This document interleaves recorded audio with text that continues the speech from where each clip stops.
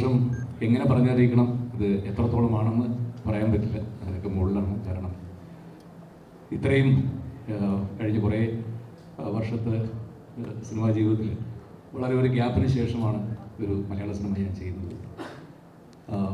ഇതിൻ്റെ തുടക്കത്തിൽ തന്നെ ഇതിൻ്റെ പേര് അനൗൺസ് ചെയ്തപ്പോൾ തന്നെ വലിയൊരു ഫീഡ്ബാക്കാണ് കിട്ടിയത് മലയാളി പ്രേക്ഷകരിൽ നിന്ന്.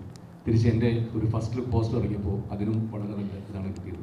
അങ്ങനെ ഈ സിനിമയുടെ പല ഘട്ടങ്ങളിലും ഓരോ പോസ്റ്ററുകൾ റിലീസ് ചെയ്യുമ്പോഴും എല്ലാം ട്രെയിലർ റിലീസ് ചെയ്യുന്ന സമയത്ത് വരെ ഇതിന് കിട്ടിയ ഫീഡ്ബാക്ക് ലോകത്തിൻ്റെ പല ഭാഗത്തുള്ള മലയാളികൾ ഇത്രയേറെ എന്നെ വിളിച്ച് അവരുടെ സന്തോഷവും ഇതൊന്നും അറിയിച്ചിട്ടും ഷെയർ ചെയ്തിട്ടുള്ള മറ്റൊരു സിനിമകളും സമീപത്തിലേക്ക് ഉണ്ടായിട്ടില്ല. അതിനുശേഷം ആളുകൾക്ക് സംശയമായി, ഇതിനകത്ത് മറ്റൊരു മുഖം കൂടി ഉണ്ടോ, അദ്ദേഹം ഉണ്ടോ ഇതിനുണ്ടോ എന്ന് എൻ്റെ അടുത്ത് പലരും ചോദിച്ചു തുടങ്ങി.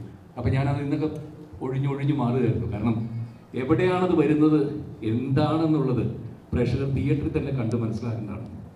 ഞാൻ പറഞ്ഞ ഒറ്റ കാര്യമുള്ളൂ, അതെന്തായാലും അവിടെ വെട്ടിക്കും തിയേറ്ററിനകത്ത്.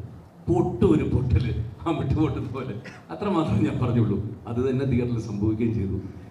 മാത്രമല്ല, കേരളത്തിൽ അങ്ങോളം ഇങ്ങോളമുള്ള എല്ലാ സെൻറ്റേഴ്സിലും ഇന്നലെ രാത്രി തന്നെ എക്സ്ട്രാ ഷോസ് 150 പരം സ്ക്രീൻ എക്സ്ട്രാ വരിക, അതിനേക്കാൾ കൂടുതൽ ഇന്ന് വരുന്നു. കേരളത്തിന് പുറത്തായാലും ഇപ്പോൾ ബാംഗ്ലൂർ, ചെന്നൈ എല്ലാ സ്റ്റേഷൻസും ഹൗസ്ഫുള്ളായി മാറുക. ഒരേപോലെ തന്നെ സാധാരണ സിനിമയ്ക്ക് രണ്ട് അഭിപ്രായം എപ്പോഴും പറയും. ഒപ്പീനിയൻ ഉണ്ട് പക്ഷേ കളക്ഷൻ ഇല്ല, അല്ലെങ്കിൽ കളക്ഷൻ ഉണ്ട് ഒപ്പീനിയനോട് കയറുന്നില്ല. ഇങ്ങനെ പല തരത്തിലുള്ളതും പറയും.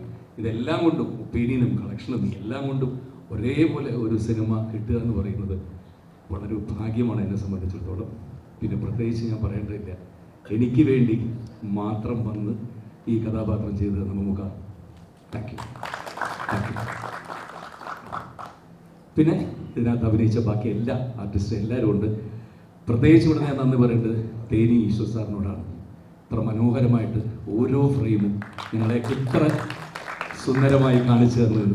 കഥയിൽ തന്നെ പ്രസൻറ്റും 1983 ഇവരുടെ ഫ്ലാഷ് ബാക്ക് വരുമ്പോൾ മറ്റൊരു തരത്തിലും എല്ലാം ചെയ്ത് ഈ സിനിമ ഇത്ര മനോഹരമാക്കി തന്ന അയ്യാ உங்களுக்கு ரொம்ப ரொம்ப വണക്കത്തെ தெரிவிச்சு കൊള്ളുക.